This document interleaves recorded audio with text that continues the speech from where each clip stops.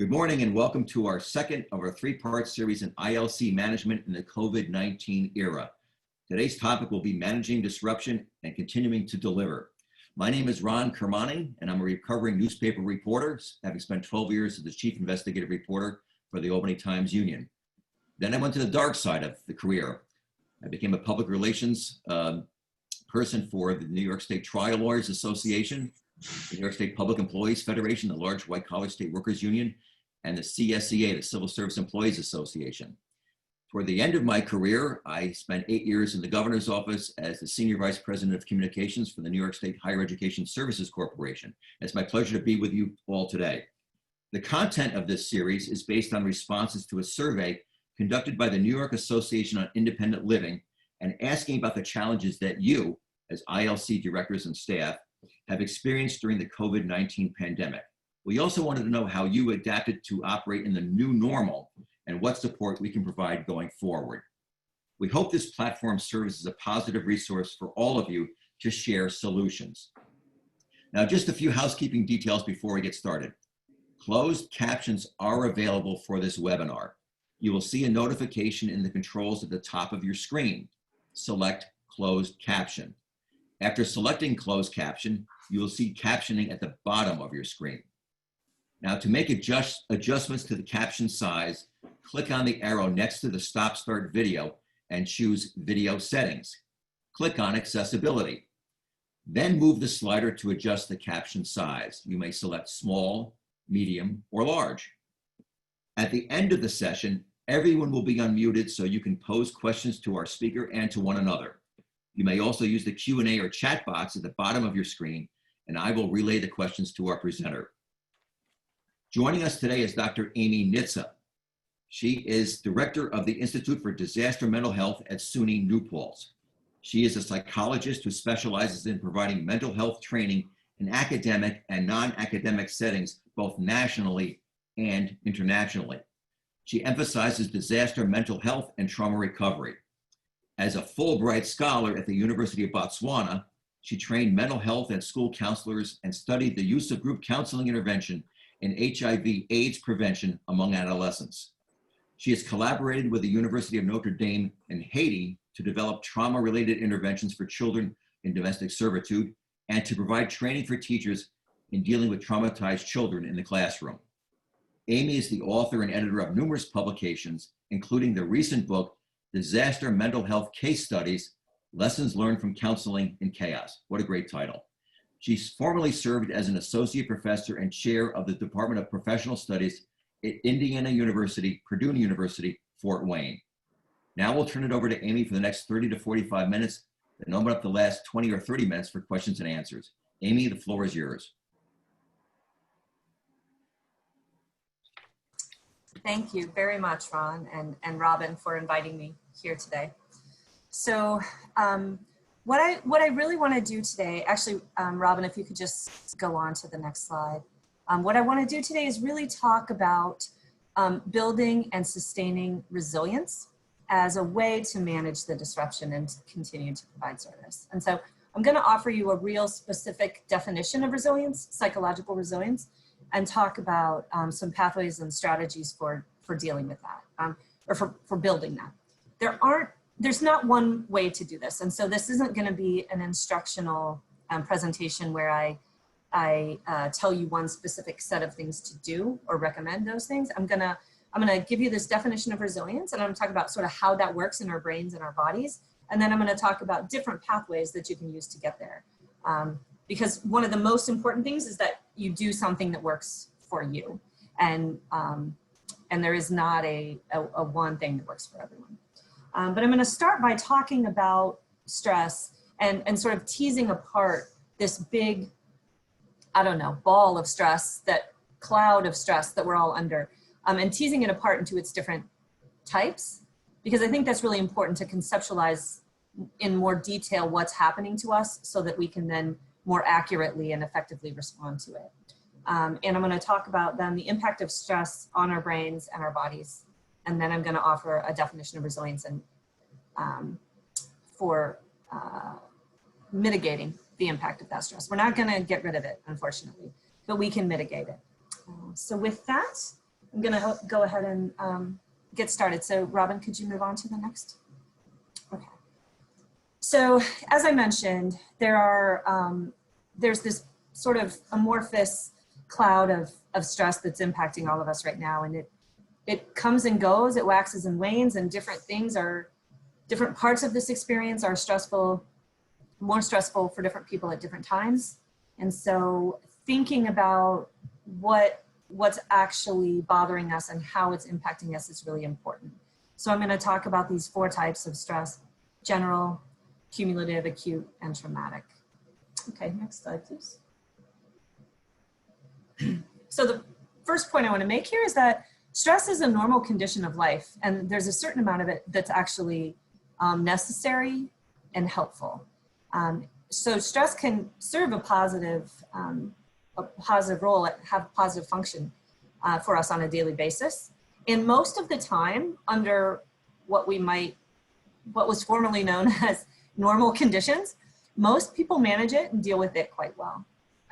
The reason I have this graphic up in the corner here is that I want to distinguish the pressure, the stressors from the outside, and from the stress response, which is our body's physiological response to those stressors. And at this point, there are so many of the pressures from the outside that are out of our control.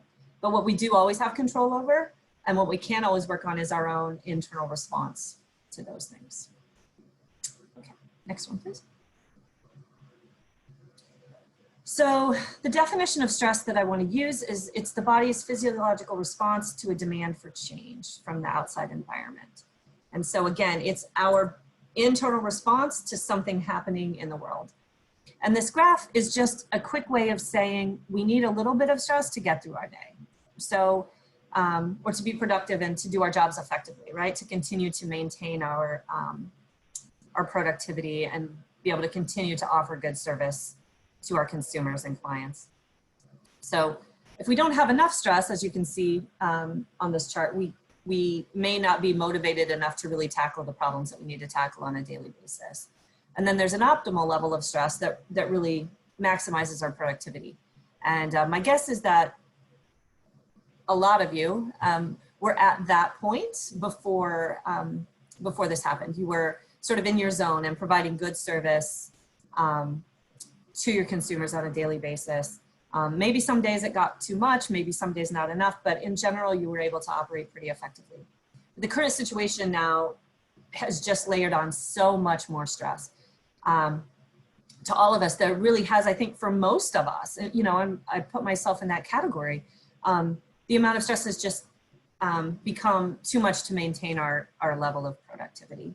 And I was, right before we went on, I was talking to Robin and to Ron about the different, you know, in addition to this group, the different groups of professionals that we've got asked to work with and to do some training with. And those include things like Girl Scout CEOs and transcriptionists and electronic court reporters and, oh my goodness, teachers and like Silicon Valley startup companies and judges. And so really the point I'm trying to make there is that no matter how well we were functioning before, almost all of us, regardless of what our day job is, it's really taken a hit on us. Okay, next slide.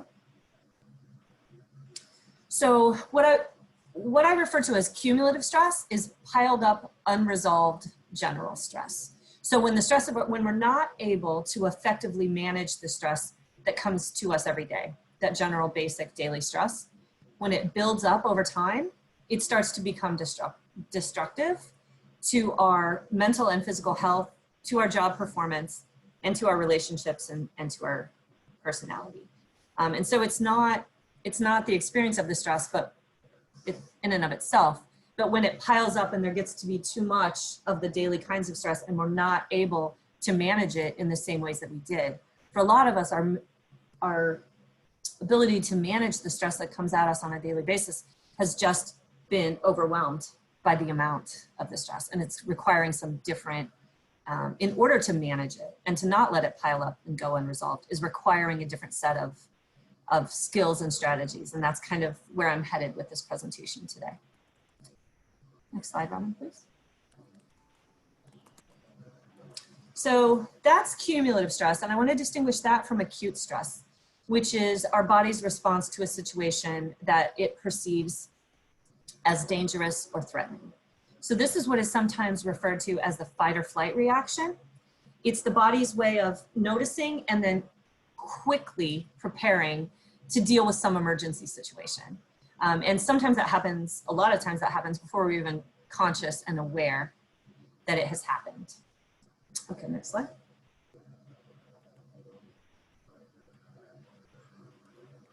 And so I kind of, I wanted to show you this graphic to sort of place the different kinds of stress in context. So we've already talked about general stress, and then crisis is a form of stress that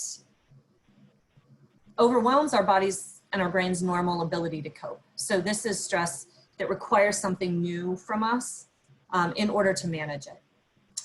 But then trauma or traumatic stress is a type of crisis that is often outside of normal experience. So these are situations, one of the definitions I like to use here are situations that are beyond what our brains and our bodies were designed to be able to cope with. And because of that, they often have a different imprint on our bodies and our brains physiologically than other types of stress. They're processed in our brains differently, and they get stuck in our brains differently than other kinds of experiences. So the reason we have trauma in both places there, in the circle and outside the circle, is that sometimes trauma is an extreme form of crisis. Well, it always is, but there are other times in which it is so, those experiences are so overwhelming that they just have a totally different impact on us, both physiologically and mentally. Okay, next slide. So in the current context, we have all these different things going on. We have whatever stressors were going on in your daily lives before the pandemic hit. Just your normal everyday stressors, which may be extreme, you know, at sometimes, of course. And then the pandemic comes, and it has this invisible nature to it and an unpredictable nature to it. And it's chronic, but it's also rapidly changing. So the rules about what's safe and what's not safe and what you can do and what you can't do, just we're kind of, you know, we get new information every day. So we're bombarded with these sort of new acute stressors on top of the chronic stressors. So I've been kind of calling that acute on chronic. So you have this elevated chronic or cumulative level of stress, which is above, for most of us, what we were dealing with on a daily basis before. So now our baseline is elevated. And then on top of that come these waves of acute stress, acute threats, when we would maybe go out in public and feel particularly unsafe by a choice that someone else was making or a behavior of someone else, or we went and did something and then now we're scared we might have been exposed, or a loved one just got diagnosed, you know, with the virus. So we have this acute on chronic situation, which is just so much to handle, right? And then that becomes related to, or there are job-related stressors that are related to the pandemic, right? And some of this I took directly from the surveys that Robin and Ron had referred to earlier. A sense of isolation is one that I noticed a lot in the comments. The disruption in service provision or disruption in the processes that you typically use in your work. The disconnection from your consumers, and then the need to reassure consumers or to try to, I think what that was referring to was reassure consumers that the way that you're providing services now will still be helpful for them. So that's a lot. And then there's also the racial injustice piece that just got heightened and brought to the forefront again, right? And for some people that has now taken on, we were here and now we're here, and now there's a whole other layer. And you know, for some people this is a chronic thing. For some people this is not new. People have been dealing with this forever. It's just a reminder of the salience of it.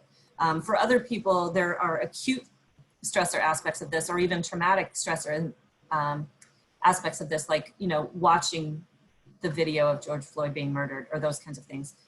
Those are traumatic, and I guess just as a sidebar, traumatic experiences can impact us vicariously. We don't have to be experiencing those, For them to be traumatic, watching those happen to someone else can also be a trauma reaction, can also result in a trauma reaction. And so all of this leaves us in this place of a constant need to adapt with the ratcheting up of our baseline level of stress combined with these multiple incidents of acute stress. So with that in mind, what on earth are we going to do about it? Let's go on to the next slide, please.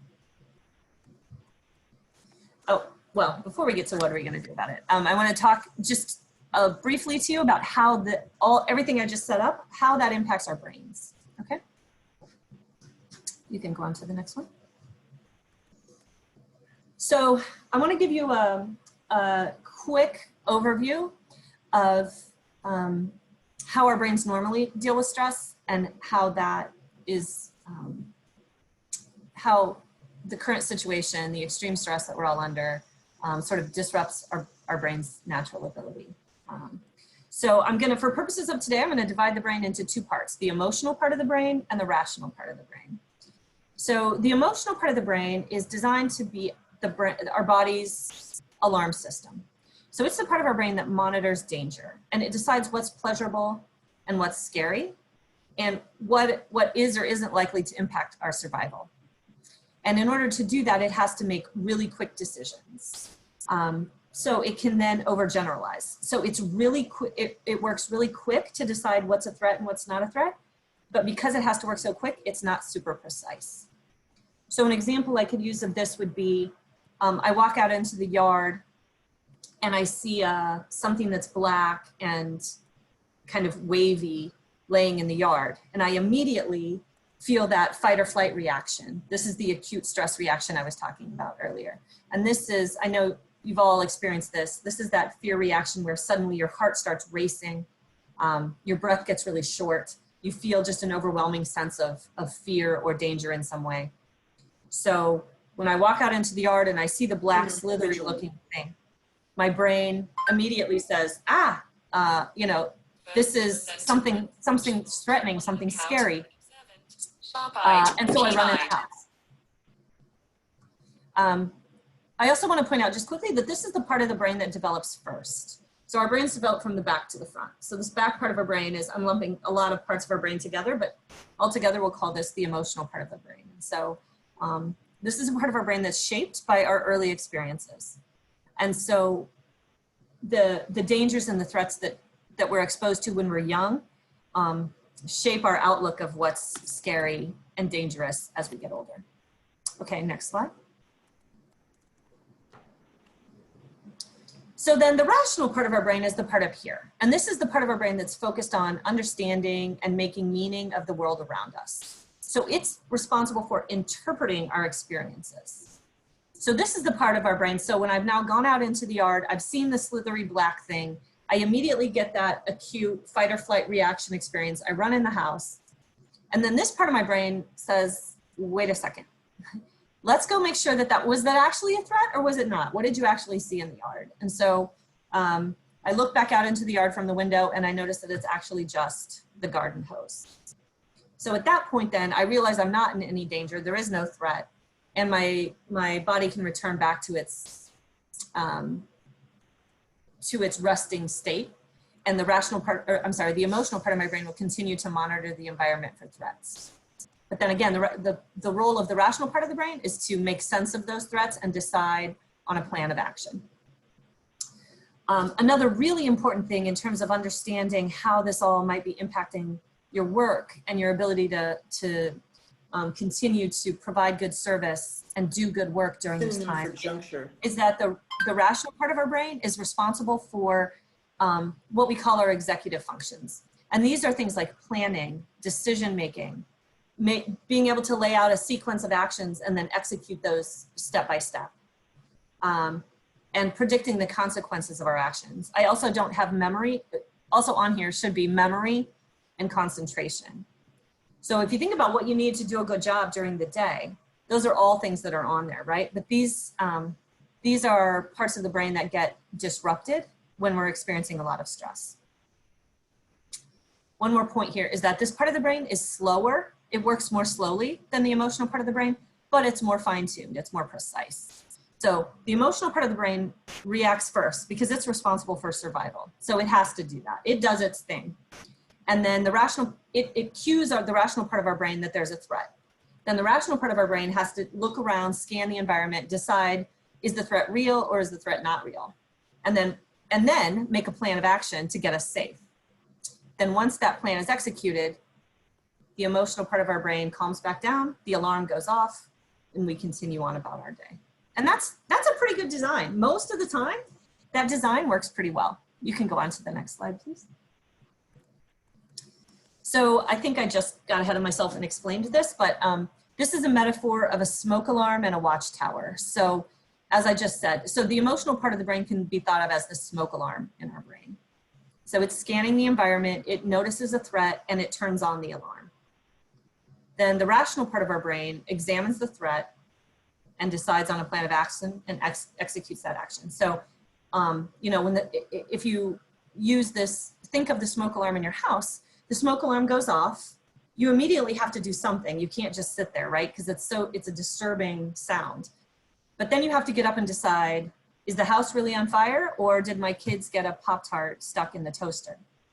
And if I decide that the house is really on fire, that's the rational part of our brain making that assessment, right? But that's the watchtower, looking out over the environment, assessing the threat, deciding how much of a threat it is, and then making a plan of action. So I'm going to do something very different if the house is really on fire versus if there's a Pop-Tart stuck in the toaster. And then, but either way, I'm going to activate the plan, and then the alarm is going to go back off, and we're going to go about our day. Okay, next slide. So in daily life, when we're not overwhelmed by stress, when the stress isn't extreme acute stress or traumatic stress, or when it's not really piled up cumulative stress, the balance between the emotional and rational part of our brain is what allows us to manage stress, and it does so pretty effectively. But in times like this, in times of extreme or traumatic stress, it's as if the smoke alarm gets stuck in the on position. And if you think about the smoke alarm in your house getting stuck on, in those moments where you can't find which smoke alarm is going off, right? Or you can't get the battery out of it or something, that is so disruptive. And you can't really do anything else while that's going off. It's not like I can sit and enjoy a cup of coffee and read the newspaper, which I like doing, Ron, by the way. I can't sit and do that when the alarm's going off in my house. So it's like all the energy of the brain then becomes focused on getting the smoke alarm shut off. And what that means is that the rational part of our brain, the part that does memory and concentration and planning and sequencing our actions, that part of the brain goes offline. And it's just, our brains are overwhelmed by this threat, this sense of impending doom, or this sense of danger and threat that becomes sort of all pervasive. And so the emotional part of our brain gets stuck in the on position, and the rational part of our brain goes offline. Super hard to do our jobs when the part of our brains that we rely on for that go offline. The brain functions that we use to do our jobs are just not available to us when we're under conditions of extreme stress. Okay, next slide. So how do we build resilience in the face of everything I just described? And what can we do to prevent ourselves from being in that position where our emotional part of our brain is stuck in the on position? The alarm in our brain is constantly going off, and we lose access to the rational part of our brain that we need in order to continue to do our jobs. That's what I'm going to spend the rest of the time talking to you about. Okay, next slide. So the definition of resilience that I want to use for today is being able to stay in, or more likely, quickly return to that place of balance in your brain after it's been disrupted. So it's natural for that smoke alarm to go off in our brains, for that emotional part of our brain for the smoke alarm to go off, and then for the rational part of our brain to scan the environment. That process is natural, and it's how we manage stress. Thank you. So again, resilience is when we get thrown out of balance, it's how quickly can we get back to that balanced state in the brain so that we stay in that place of having access to the rational part of our brain and all the executive functions that we need to get through our day. So another way of thinking of this is that it's the ability to, we're going to call that, I'll hold off to the next slide for that. It's maintaining the ability to respond to a situation, to do our jobs from a state of balance versus being in this reactive mode where we're in fight or flight mode and we're trying to make good work decisions and do our jobs from this red zone, what I'll call the red zone place. Next slide, please. So again, I want to build on this idea of responding versus reacting. So responding is what we'll call the green zone. And that is when our emotional and irrational brain are in place and our body's in its natural resting state. This is a place of restoration and a place of refueling. And when we are acting from this place, we're acting from a sense of perceived safety. Now, the emotional part of our brain is still monitoring for threats, but we're in that baseline monitoring place, okay? Versus reacting, which is what I'm gonna call the red zone. And this is when our brain is in that fight or flight mode. And so our brains are out of balance. The rational part of our brain has gone offline. The emotional part is stuck on. And the other impacts of that are that all our body's systems, our immune system, our cardiovascular system, our digestive system, all of them are disrupted or disturbed because the hormones that circulate through our bodies when we're in that fight or fight place are very different than the brains, or in different quantities, I should say, than we are in our resting state. And so it's not only disrupting our ability to think and use logic and use the rational part of our brain, but it's also disrupting all the rest of the systems in our body. And we're acting then from a sense of perceived deficit or disturbance or threat. And so the definition of resilience, what I want you to think about is how quickly can I when I get into the red zone, which is going to happen to all of us. And it needs to some extent. That's how we keep ourselves safe. How can we get back? How quickly can we get back to the green zone so that when we're doing our jobs, we're operating out of that green zone place? Because acting from trying to make good, thoughtful, planned out decisions from the red zone place doesn't work very well. That is, we are not our best cognitive selves at that point. Okay, next. So if that's the definition, that's the goal. How do we keep ourselves in the green zone or keep ourselves keep our brains in good enough shape that it can quickly get back to the green zone when we've been triggered? And the message that I want you to hear here is that preparing and rehearsing are the keys to success. This is like exercising any other muscle in your brain. So, or any other muscle in your body. So when you're triggered, when you're in the red zone, is not the time to learn a new coping skill. In fact, we're not learning much of anything new when we're in that zone. So what we need is to be able to practice and rehearse and have a set of strategies in place that almost become automatic so that when we're in the stressful moments, we can call on those pre-established strategies and skills. So this graphic is just intended to kind of highlight that. We really want to build up a long-term investment in ourselves and in wellness through doing daily activities and routines that maintain our wellness and get our brain muscles into shape, if you will, so that in those moments, those stressful moments, we're able to call on those strategies and they become easy to use. Again, because we can't, when our brains are in that triggered red zone place, the part of our brain that we need to learn and to think and to plan is just not there. So that is not the time to develop a new strategy. Okay.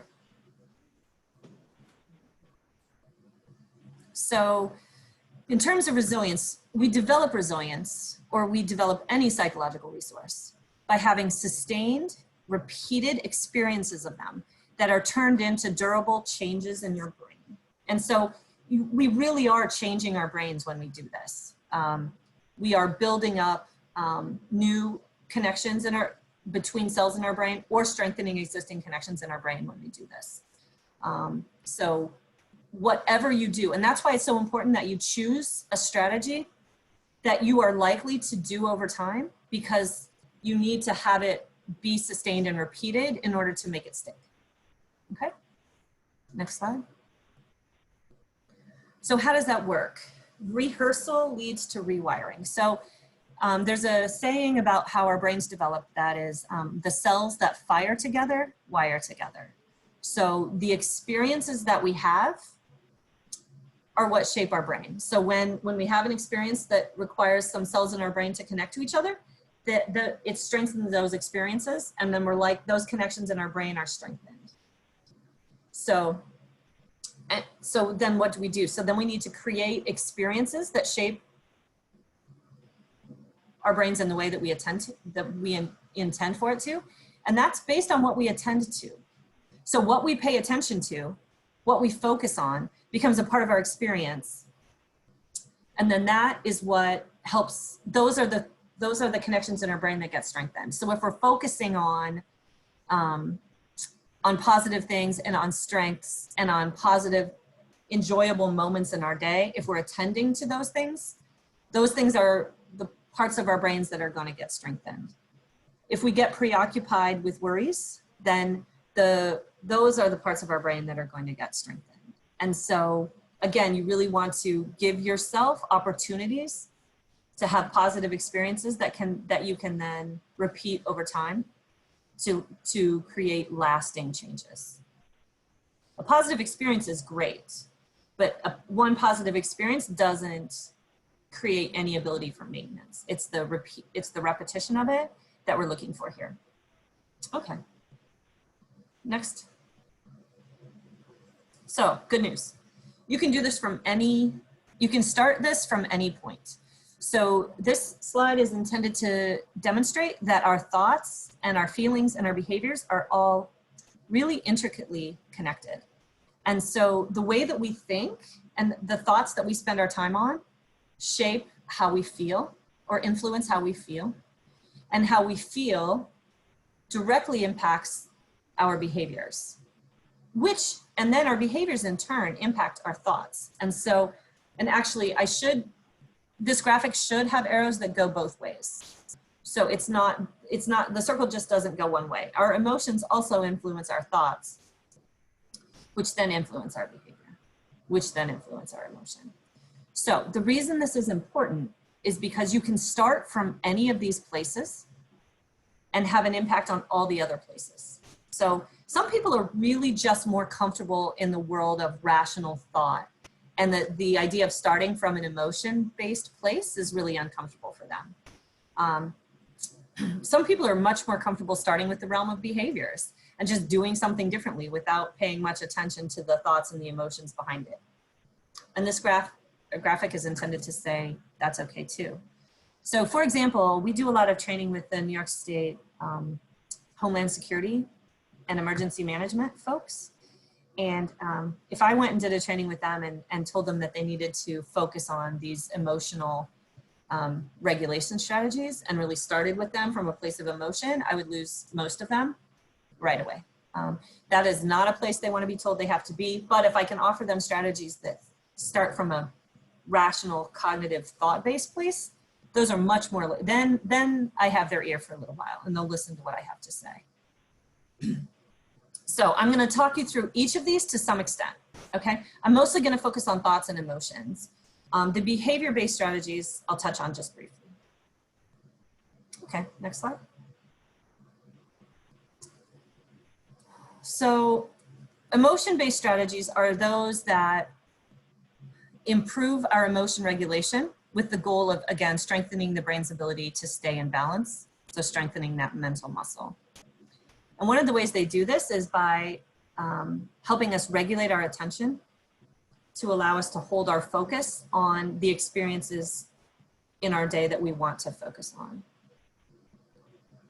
And that's important, again, because the things that we focus on in our day are what gets wired into our brains. And these strategies also help us notice and accept our reactions, our emotional reactions. And when we're aware of what emotional reactions we're having, we have more control over them than if they're just passing through us and we're not slowing down and noticing them and meaning them. So these are strategies like mindfulness, meditation, any sort of deep breathing or relaxation, deep muscle relaxation type activity, or yoga. Yoga includes those relaxation and breathing components. It also has a physical component to it that might be more behavioral. So it really sort of straddles both sets of strategies. But again, it's about rehearsing these things so that the muscle is strengthened. And I'm going to tell you a personal story about this. So I spent a semester in Bhutan. Bhutan is the little kingdom in the Himalayas that sits between the Tibetan part of China and India. And it's a very Buddhist country. And so my kids were with me when I was there, and my son must have been about 8 years old. And they went to a school in which they did meditation 5 times a day, every day. It was just a part of their curriculum. It's how they, it's their worldview. And my son hated it. He had to wear this traditional Bhutanese outfit that was very uncomfortable for him. Meditation is not something he'd been exposed to before. He's just kind of a rowdy 8-year-old boy. Sitting still wasn't really his thing. But he did it. And then at the end of our time in Bhutan, we had carved out a week to have a vacation in Thailand, sort of as our transition back to the US. So we got to Thailand, we were on the beach in Phuket, and we had been in our hotel room for maybe 5 minutes when somehow my son managed to crash through the sliding glass door going out onto the beach. So I just hear this crash. I go running, he comes running to me. He's like, "Mom, I'm so sorry, I'm so sorry." He didn't realize how badly he was hurt. And then my girls run in the room too. And one of them was like, "Trey, your leg." And I don't want to, my son's name is Trey. And I don't want to be graphic, but at that moment, he and I looked down and I realized he was so badly cut that I immediately thought we might lose him. Like it looked very severe. Well, he noticed the same thing and he went hysterical, screaming hysterically. And I'm trying to, so he's triggered, right? He's in the red zone. I'm in the red zone. We're both, everybody in the house is in the hotel room is in the red zone. But in order to make a plan of action to try to keep my son safe, I need to be in the green zone, right? But I couldn't figure out how to get there to calm down. I was just terrified and hysterical. But one of my daughters, who'd also been in the same school, somehow in that moment, she had the wisdom to say, "Trey, do your brain brushing." And brain brushing is a technique, a meditation technique that he'd been taught and he practiced 5 times a day against his will, for 4 or 5 months. And in this state of total hysteria in our hotel room, she said, "Trey, do your brain brushing." And I saw that kid take a deep breath, close his eyes, and for like 30, 45 seconds, he was completely calm. She said brain brushing, and because he had rehearsed and rehearsed and rehearsed that skill, he was able to access it automatically in the midst of this really terrifying situation. And what that did, that 35 seconds of him not screaming allowed me enough, it bought me enough time to calm down, to sort of get myself kinda back in the green zone and be able to figure out, like, how do you even call 911 in Thailand? I don't, what do I do? I needed a plan, right? Now, it only lasted about 45 seconds, and then he went back to being hysterical, and he was hysterical the whole rest of the way till we finally did get him to a hospital and got him stitched up. And I kept saying, "Do your brain brushing, do your brain brushing," and he couldn't get it again. But my point here is that the rehearsal had led him to the point where he could access that automatically, right? But if you think about it a different way, if he had not learned that technique, and in the middle of this hysteria, and fear, my daughter had said, hey, Trey, I want to teach you something. I want you to try this thing right now. I want to teach you this thing called brain brushing. That becomes almost absurd to think about, right? There's no way she could have taught him a new skill during that time because he was so fully in the red zone, which again is not a place of learning. It's a place of survival. So that's just my story, my personal story, which I witnessed happen, to say how important it is to pick one of these things and just rehearse. It really will change. It really will change your brain and allow you to be able to regulate and to get back into the green zone when you're triggered out of it. Okay. Next, please. So now so those are emotion-based strategies, but now the thought-based strategies. So one of the things that we know here is that when you're triggered into that fight or flight place, the natural length of time that we stay in that place is not very long. But what keeps us in the fight or flight place is when we start then what we tell ourselves. It's the self-talk, it's the chatter that goes on in our brains that says that how awful this is, how terrible this is, how much of a failure I am, I can't believe this is happening again. All those things that we say to ourselves are what then keep us in that fight or flight place. So we're filling our brains with negative chatter that keeps fueling. That negative chatter is almost like fuel for the alarm system that keeps it going.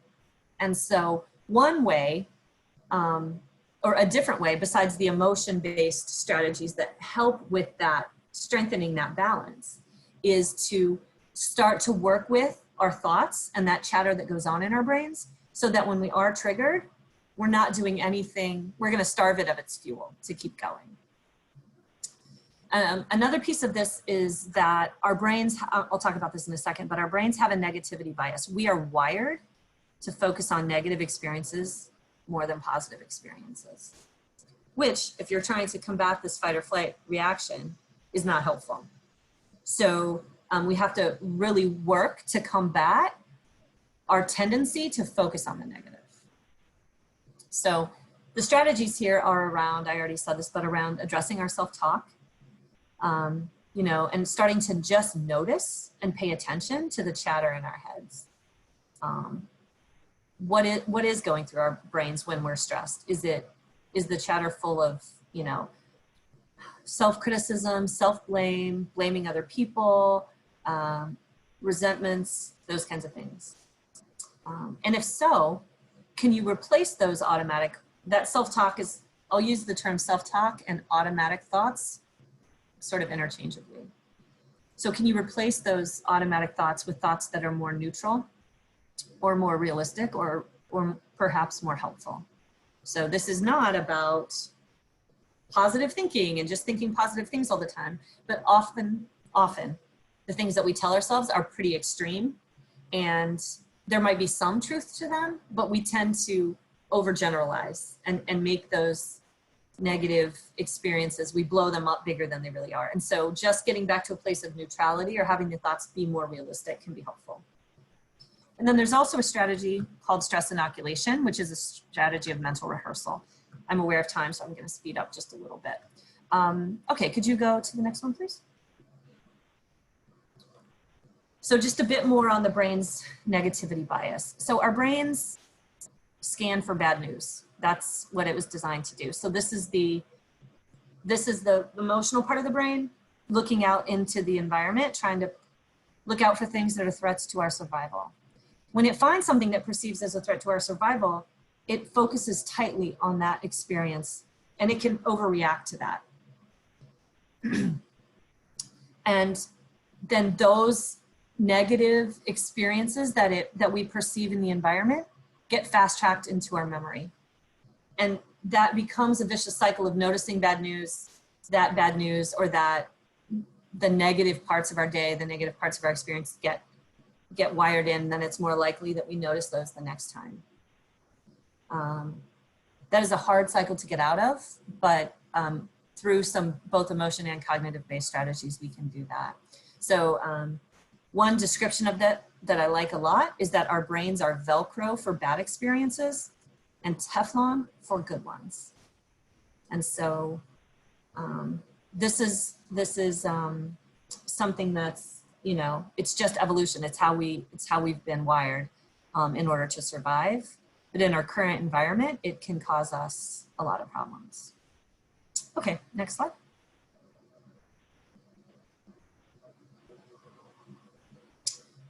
So the idea of cognitive restructuring, which is a strategy that I just mentioned a minute ago, to help combat that negativity bias is something that we call cognitive restructuring, or sort of, I also call it the ABC method. And so the idea here is that it's not what happens to us that creates an outcome, it's what we tell ourselves about it. So something happens, that's the A. And then the B is the belief. So this is, it's what we say to ourselves, how we interpret that experience. And then it's the belief that leads to the outcome, which is the consequence. And that consequence could be a feeling or it could be an action. So if I'm trying to think of which example I want to use here. If I get my teaching evaluations back at the end of a semester, so that's the event. But those teaching evaluations in and of themselves don't lead to any feelings on my part. I read through the evaluations, and then it's what I tell myself about what those evaluations say that influences how I feel. So I could look at the same set of evaluations, and if I have 25 students, you know, I might have 22, 23 really good ones, and then I have 2 or 3 bad ones. What do I choose to focus on in that moment? Almost always, I choose to focus on the 2 or 3 bad ones. And then the self-talk that I tell myself about that becomes about, I can't believe the student didn't like me, or I can't believe, you know, the student thought this was too easy of a course. I thought I had structured it really well, or those kinds of things. And then it's that piece, then that leads me to start saying things like, I must be a bad teacher, those kind of things. That's the B, that's the belief.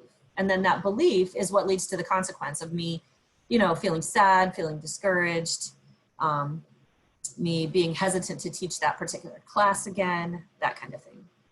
But in that same scenario, if I choose to look at the 23 good ones and hold on to those and focus on those and really let those sink in, which is harder to do because of that negativity bias I just talked about, then I'm much more likely to then feel good about myself as the outcome. Okay, I hope that makes sense. You can go ahead to the next one. Okay, and then the final strategy here that I wanted to just spend a minute on is called stress inoculation. And stress inoculation is similar to, you know, to an inoculation for a virus, for the flu virus, or hopefully soon for COVID-19. But it's not, so, you know, an inoculation against the flu virus is not going to protect us from being exposed to the flu. And it's not going to protect us from having the virus enter our bodies. But what it will do is mitigate its impact once it gets there. And so stress inoculation is the same thing. It's preparing to mitigate the effect of the stress when it happens to us. And so this is a flow chart that just shows how to do this, and I'm going to talk you through it really quickly. I think maybe, I don't know, Robin, if they'll have access to these slides afterwards, but I can also provide a, you know, a written outline of this, because I really do, I use this and I find it helpful, and often it becomes a popular part of what we get asked to talk about when we do training. So the first step is to specifically identify what's stressing you out. So again, in this big amorphous cloud of all the things that are bombarding us right now, it can just feel like I'm just stressed, I'm just overwhelmed, which is sort of true, but not super helpful in terms of being able to do something about it. So we call this step name it to tame it. So what can you do? Get out a piece of paper and a pencil and write down specifically the pieces of the situation that are stressing you out. The more specific you can be, the better. You know, I'm stressed because during each day I have a hard time navigating the demands of my job versus the demands of my child. Or I'm overwhelmed and stressed because my mom is older and is vulnerable to the virus, and I'm worried about her going out and insisting on getting her own groceries, right? So tease it out as much as you can. And there's some power in that. Just that can be effective. Writing it down, naming it, gives us some power over it. And then the next step is to identify how you are viewing each stressor. Are you viewing it as a threat, or are you viewing it as a challenge? And this is important because a threat is a red zone experience. If you see an experience as a threat, it's more likely to trigger you to be in that red zone place. If you see it as a challenge, that actually should be in green. I don't know why it's in orange. I apologize there, but the word challenge should be in green. So seeing something as a challenge is a green zone experience. And when we see something as a challenge instead of a threat, we're in the green zone. We're approaching the problem from a sense of safety, and we have access to all the resources of our brains, not just the survival aspect of our brain. Then we're much more likely to tackle it effectively, right?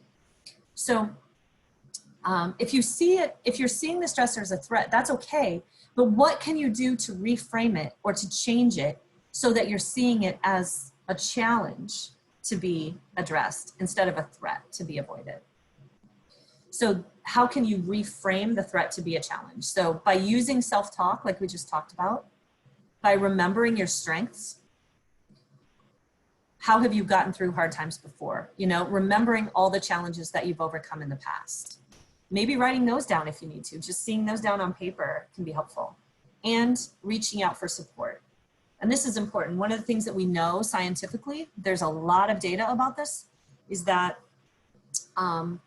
the more social support people perceive themselves to have, the more likely they are from a mental health perspective to make a full recovery from a traumatic event. So there's a direct correlation between social support and mental health, a strong correlation. So when you're experiencing something that's stressful and you're perceiving it as a threat, now's the time to harness your internal resources and your external supports. Hopefully to then be able to perceive it as a challenge. Then the next step is super important, and that's to tease out the pieces you have control over and the pieces that you don't. Some of the aspects of the current situation we are going to have control over. We can change the actual situation out in the world. Those require something from us. If we do not have control over the external situation, and there are some of these aspects, unfortunately, as I've mentioned already, we don't. What we always have control over is our internal reaction. If we build up that skill within ourselves. So even when we can't change what's happening to us, we can work on our coping. So to go back to the problem-focused strategies, if it's something that we have control over, then we can focus on solving that problem. We can break it down into its manageable parts. We can apply a problem-solving strategy of some sort. We can do brainstorming to identify all the possible options of how we can manage that or change that situation. And maybe we need to develop a new set of skills to do that. But in order to go through this problem-solving strategy,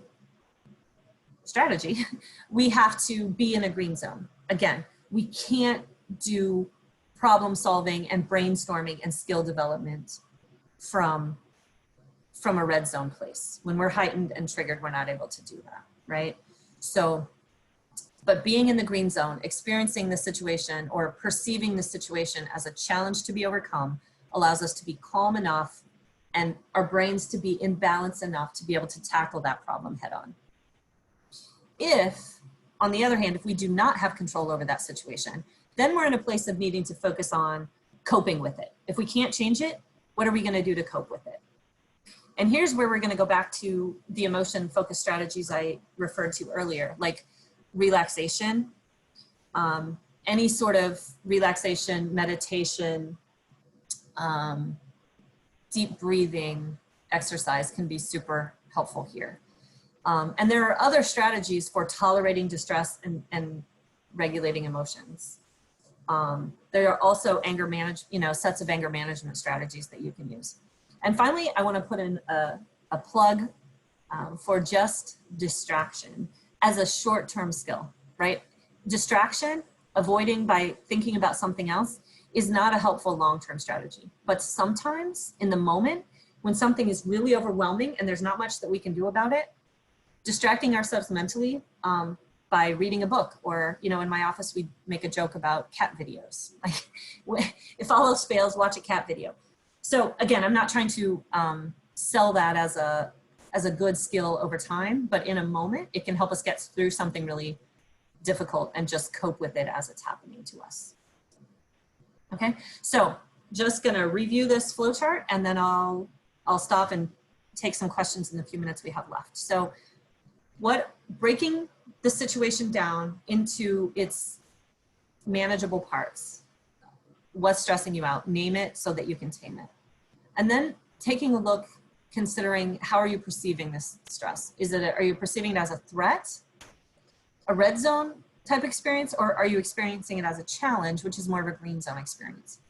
Whatever you can do then for things that feel threatening to you, to work with them a little bit, to try to get them to be things that you can perceive as a challenge, which is a more green zone experience. Now you have all your resources about you to really take charge of the situation. Then breaking it down into the aspects of the situation that you have control over and those that you don't. And when the things that you have control over, using problem-focused strategies to actually control or change those things. For things that you don't, using emotion-focused strategies to cope with what you can't change. Okay, that's the stress inoculation process. And I think that's my last slide. If you could go to the next one. Oh, okay. So my conclusion here is that what you do is less important than, or what you do is less important than picking something and doing it regularly. So pick something that's pleasurable that you're likely to do and make it a regular practice. If you do it once, it will create a temporary positive experience, but if you do it repeatedly, it'll create lasting change. And that's what we're looking for here, is to build resilience, to grow that resource so that you are able to maintain the good work that you've been doing and to deal more effectively with the stresses that come along by being able to stay in or get more quickly into that green zone place of balance to tackle problems effectively. Okay.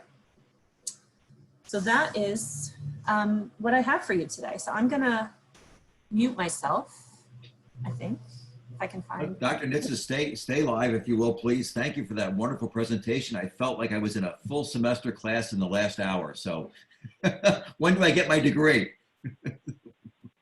Now, we're gonna open up the floor for questions and answers for the folks in the field. And you all have the ability to unmute yourself on the computer and speak. Now, if you prefer to stay silent but still have a question or a comment, we encourage you to use either the Q&A box or the chat box, and that's located at the bottom of your screens. And anyone and everyone is welcome to chime in with a question, a comment, a situation, perhaps dealing with some stress from the past week or so, and how you folks handled it. And we can ask the doctor for her input on that as well. So let's have some questions, please, from the field.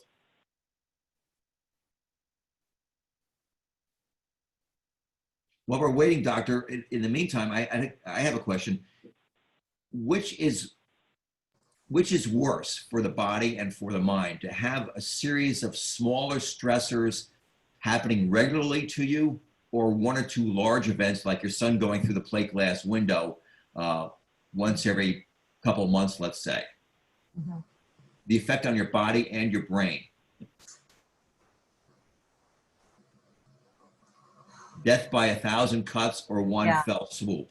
I don't mean to hedge, but there's not one clear answer to your question. Mm-hmm. So it depends on a lot of factors. Like, you know, because my son became okay, and because I was able to then, my son is fine. He has a vicious scar, but now he's 14. He thinks that scar is very cool. Yeah. That situation was stressful, but it also ended quickly. Right, and because it ended quickly, there wasn't the lasting impact on me physiologically that there would have been if he hadn't been okay. Then it probably would have become a traumatic experience for me, and traumatic experiences are very debilitating, right? Yeah. So so to some extent, the buildup of unresolved death, death by a million paper cuts thing can be more traumatic because you're carrying all that in your body. And what we're trying to keep from happening is for the stress hormones, all the stuff that happens when we feel a threat, those are intended to be quick. Our body harnesses itself for action to protect itself, protects itself, and then goes back to that resting place. Yeah. But it's when we we brace for the threat, and then we stay in that braced place, and we're not able to get back to a resting state, that's when it becomes toxic. And that can be either because of a buildup of small things or through one big thing that becomes traumatic. Interesting. Very good. Questions, comments from the field, please. Now's a chance to ask the doctor.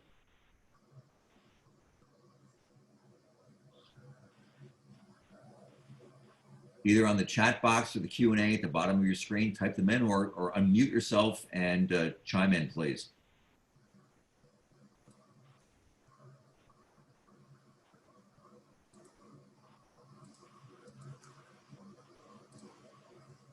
Everybody's They're stunned digesting. silence or Oh.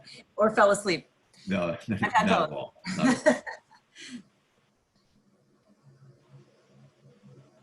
So I can invite too that if people have questions later, Robin, if you have people that have questions that they weren't able to formulate now, you can always email those to me and I'll do my best to answer them via email also. Very good. That's great. Okay. I'm sorry, doctor, go ahead. Nope. I think that was Robin. Okay, Robin. All right. Well, thank you all for being with us today, and we appreciate your engagement and obviously the great presentation by Dr. Amy Nitza from SUNY New Paltz. And most of all, we appreciate all you do in our communities and all across New York State, day after day and year after year. Now, as a reminder, please complete the evaluation form that will be emailed to you shortly, and we value your input and encourage your ideas for future programs. Now, please mark your calendar to join us in 3 weeks for part 3, the last of 3 parts, obviously, for this series. And that program will be called Remote Staff Supervision. That will be Thursday, August 20th from 10 a.m. to 11:15.